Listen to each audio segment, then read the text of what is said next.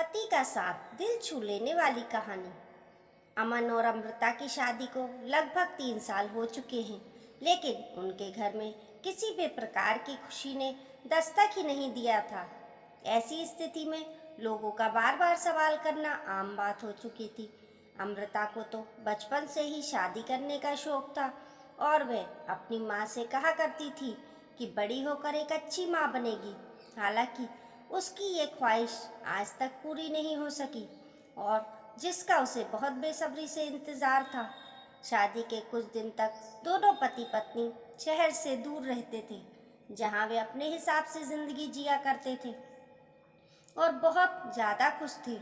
लेकिन अमन की नौकरी चले जाने की वजह से उसे वापस अपने होम टाउन आना पड़ा और अपने परिवार के साथ रहना पड़ा, जहाँ पर उसके माता पिता, छोटा भाई और एक बहन थी। देखते देखते समय आगे बढ़ा और अमन की बहन की शादी हो गई और अपने घर चली गई। वैसे तो अमृता की सास स्वभाव की अच्छी थी और उन्होंने हमेशा अमृता का साथ दिया और कभी किसी ने भी अगर अमृता के लिए कुछ कड़वाहट घोली हो तो उन्होंने अमृता का ही साथ दिया था। एक बार की बात है, जब पड़ोस में रहने वाली श्यामा चाची उनके घर में बैठने आई और जब अमृता उनके लिए गर्मा गर्म पकोड़े लेकर आई, तब श्यामा चाची की मुंह से निकल पड़ा, अरे बहू, अब हमें इस आंगन में किलकारी की आवाज़ सुननी है। जानती हो तुम्हारी शादी के बाद ही मनोरमा के बेटे की शादी हुई, लेकिन आज उनके घर में खुशियाँ दिखाई देती हैं क्योंकि उनके यहाँ जुड़वा बच्चों ने जन्म लिया। इस बात के बाद अमृता की चेहरे से हंसी गायब हो जाती है और वह अपने आंसुओं को छुपाते हुए वहाँ से निकल जाती है। हालांकि अमृता की सास ने सारी बात संभाली और उन्होंने अमृता से कुछ भी नहीं कहा। अमृता चुपचाप अपना सारा काम निपटाती और खाली समय में वह कई सारी बातों को सोचने लगती, जिसकी वजह से कभी कभी उसकी तबीयत खराब होने लगती। जिस पर अमन ने अमृता से कहा था कि मैं तुम्हें उदास नहीं देख सकता और तुम्हें छुट्टियों में कहीं बाहर घुमाने ले जाना चाहता हूँ, ताकि तुम्हारा दिमाग फ्रेश हो और तुम नए सिरे से शुरुआत कर सको। अमृता को एक ही बात का सहारा था कि चाहे कुछ भी हो जाए, उसका पति हमेशा उसका साथ देता है, क्योंकि अमन उसे बहुत अच्छे से समझता था और उसकी हर परेशानियों को दूर करने की कोशिश करता था। अमृता और अमन की शादी को लगभग 9 साल हो गए थे और अभी भी उन्हें माता पिता बनने का सुख नहीं मिला था। बहुत ही जल्द अमन के छोटे भाई नितिन की भी शादी हो गई और 1 साल के बाद ही उनके यहाँ एक प्यारे से बेटे का जन्म हुआ। अब वह बेटा पूरे घर की जान हो गया था, क्योंकि अमृता अमन के बच्चे न होने पर उसके छोटे भाई से मिली खुशी से सभी खुश होते और जब अमृता और अमन की बजाय सभी घर वाले छोटे भाई नितिन की ही पूछ परख करते लगते हैं। एक दिन की बात है, जब घर के सभी सदस्य अपने कामों में लीन थे, उसी समय नितिन का बच्चा जोरों जोरों से रोने लगा और उसी समय अमृता वहां से गुजर रही थी और उसने उस बच्चे को गोद में उठा लिया। तभी अचानक से आवाज सुनाई दी थी, जो उसकी देवरानी की थी, और उसने कहा, भाभी, मेरे बच्चे के पास उसकी माँ है। आप क्यों बार बार मेरे बच्चे के पास आकर अपना हक जताना चाहती हैं? ये बात अमृता को बिल्कुल नहीं अच्छी लगी और उसने चुपचाप बच्चे को देवरानी को देकर अपने कमरे में आ गई। ऐसे ही जब भी आप पड़ोस के लोग उसके घर आते तो अमृता को ताना मारते कि तुमसे पहले ही तुम्हारी देवरानी का बच्चा हो गया, लेकिन तुम तो कुछ सोचती ही नहीं हो। अमन इस बात को समझ चुका था कि अमृता इन सारी बातों से बहुत दुखी हो रही थी और जो सास पहले अमृता के साथ दिया करती थी, अब वह भी बच्चे के मुंह में अमृता को उसके पास नहीं जाने देती थी और अब अमृता को वे ज्यादा पसंद नहीं करती थी। जब देवर के बच्चे का पहला जन्मदिन आता है, उस समय अमृता ने भी कई सारी डिश बनाने के बारे में सोचा और उसने पूरा सहयोग भी दिया, लेकिन फिर भी सास और देवरानी उससे ना ही बात करती और ना ही उससे अपने दिल की बात बताती। अमृता को तो यकीन ही नहीं हो रहा था कि जिन लोगों के भरोसे वो इस घर में है, उन लोगों ने ही उसका सारा भरोसा तोड़ दिया। अब तो अमृता की तबीयत और भी ज़्यादा खराब होने लगी, क्योंकि वह हर बात को बहुत सोचने लगी थी और इस वजह से उसका बीपी काफ़ी डाउन हो चुका था। एक दिन अमृता अचानक किचन में काम कर रही थी और उसी समय चक्कर आने की वजह से वह बेहोश हो जाती है। जब डॉक्टर को बुलाया जाता है, तब पता चलता है कि उसकी तबीयत इतनी खराब हुई है क्योंकि उसका बीपी काफ़ी ज़्यादा कम हो चुका है और इस वजह से उसे हॉस्पिटल में भी एडमिट करना पड़ सकता है। अमृता को बार बार एक ही बात खाई जा रही थी कि शादी के 2 साल बाद भी वह माँ नहीं बन सकी, और ऐसा भी नहीं था उसने डॉक्टर से सलाह मशवरा नहीं किया हो। शहर में आने वाले हर डॉक्टर के सलाह मशवरा कर चुकी थी, लेकिन कोई भी फायदा नहीं हो रहा था। अमन ने उसकी तबीयत देखते हुए अमृता को 1 महीने के लिए मायके भेज दिया ताकि वह अपनी तबीयत को ठीक कर सके।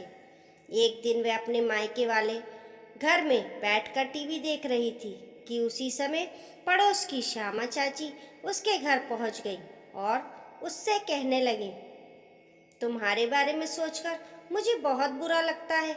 तुम्हारी और अमन की जोड़ी बहुत अच्छी थी और मुझे तुम लोग बहुत अच्छे लगते थे, लेकिन नियति को कुछ और ही मंजूर था। अमृता ने आश्चर्य से चाची की ओर देखा।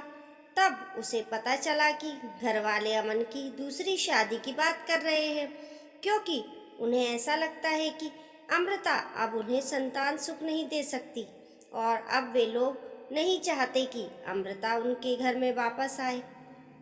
अमृता को इस बात पर बहुत गुस्सा आया, क्योंकि आज तक उसने इस घर के लिए काफ़ी कुछ किया था और कभी भी किसी भी घर वालों को दुखी और परेशान नहीं किया था।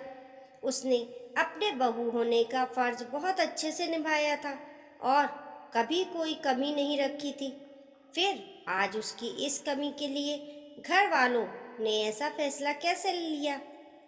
क्या अमृता उनकी कोई भी नहीं लगती? उसके मन में लाखों सवाल चल रहे थे। चाची तो अपना काम करके निकल गई थी, लेकिन उसके दिमाग में होने वाली हलचल को रोक नहीं सकी थी। कभी अमृता को लगता कि उसे अमन से बात कर लेना चाहिए, तो कभी अमृता को उसके नाम से नफरत होने लगी थी, क्योंकि जिन लोगों को उसने अपना समझा था आज वही पराया आए नजर आ रहे थे।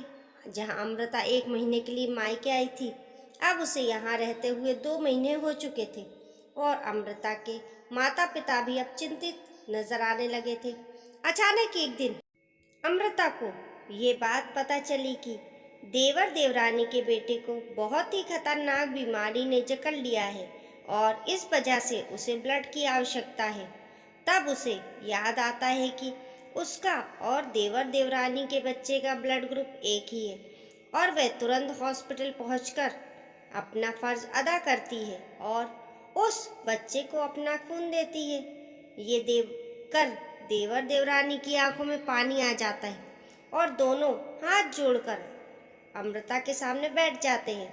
अमृता उन्हें उठाते हुए कहती है, भले ही आप लोगों ने मुझे पराया कर दिया हो, लेकिन मैं उस मासूम से बच्चे से कैसे अपनी दुश्मनी मोल ले सकती हूँ। उसके आने के बाद ही मैंने अपने अंदर की ममता को देखा। भले ही वह मेरा नहीं था, लेकिन उसकी एक हंसी से मैं अपने सारे गम भूल चुकी थी। तब मुझे एहसास हुआ कि मैं भी एक अच्छी माँ बन सकती हूँ। अमृता के मन में अमन के लिए जो गांठ बनी हुई थी वे खुल नहीं पाई थी, क्योंकि चाची ने पूरी बात तो बताई ही नहीं थी। जब अमृता के पास अमन बात करने के लिए गया, तब उसे धक्का देते हुए रोने लगी और कहने लगी, तुमने मुझे पराया कर दिया। अगर तुम्हें दूसरी शादी करनी थी तो तुम मुझसे बात करते, लेकिन मुझे पड़ोसियों से पता चलता है कि तुम्हारे दिल में क्या चल रहा है। इस बात पर अमन बड़े प्यार से अमृता को कहते हैं कि तुम्हारे होते मैं कभी भी दूसरी शादी नहीं करूँगा और मैं तुम्हारे लिए एक सरप्राइज लेकर आया हूँ। और उसी वक्त एक छोटे से बच्चे को लाकर अमृता की गोद में डाल देता है, जिसे देखकर वह रोने लगती है। अब उसे पता चल जाता है कि आखिर सच्चाई कुछ और ही है। अमन इतने दिनों से जरूरी कार्रवाई में लगा हुआ था, क्योंकि वह एक बच्चा गोद लेकर अमृता के गोद को सूना नहीं रखना चाहता था, बल्कि उसे संतान सुख देकर हर खुशी देना चाहता था। अमृता को इस बात का अफसोस होता है कि उसने क्यों एक बार अमन से बात नहीं की, और वह मन में गांठ बनाकर बैठ गई। अब सास भी अपनी गलती स्वीकार करती है और उस प्यारे से बच्चे को अपना नाम देती है। तब अमन ने बड़े ही प्यार से अमृता के कंधे पे हाथ रखकर कहा, अरे पगली, पति पत्नी का रिश्ता छोटा तो नहीं होता कि किसी पड़ोसी के कुछ कह देने से ही टूट जाएगा। मैं जानता हूँ तुम बहुत परेशान थी और तुम्हारा विश्वास भी धीरे धीरे खत्म हो रहा था। ऐसे में घर वालों का किया गया व्यवहार भी तुम्हारे लिए बिल्कुल सही नहीं था, इसलिए मैंने तुम्हें मायके भेजा था। आज अमृता और अमन के बच्चे का पहला जन्मदिन है, जिसमें उन्होंने लगभग पूरे शहर को बुलाया था, और उस पड़ोस वाली श्यामा चाची को तो अमृता खास तौर से आमंत्रण देने उनके घर पहुंची थी। अमृता के जीवन में जो भी कमी थी वह उसके पति की वजह से पूरी हो पाई थी, और आज वह अपने आप को दुनिया की सबसे खुशनसीब औरतों में से एक समझ रही थी। दरअसल देखा जाए तो ये बिल्कुल सही है।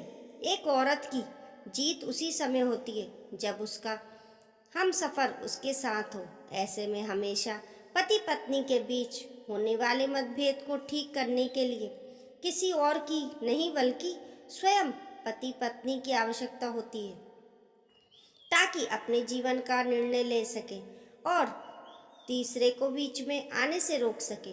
किसी भी परेशानी या दुख के समय में पत्नी हमेशा अपने पति की ओर देखती है। ऐसे में पति का कर्तव्य बनता है कि वह अपनी पत्नी का साथ दे और हमेशा खुश रखे। दोस्तों, आपको ये कहानी कैसी लगी कमेंट करके ज़रूर बताइए, और पसंद आने पर लाइक और शेयर करें। ऐसी ही अच्छी अच्छी कहानियों के लिए चैनल को सब्सक्राइब करना ना भूलें। मिलते हैं फिर एक नई कहानी के साथ।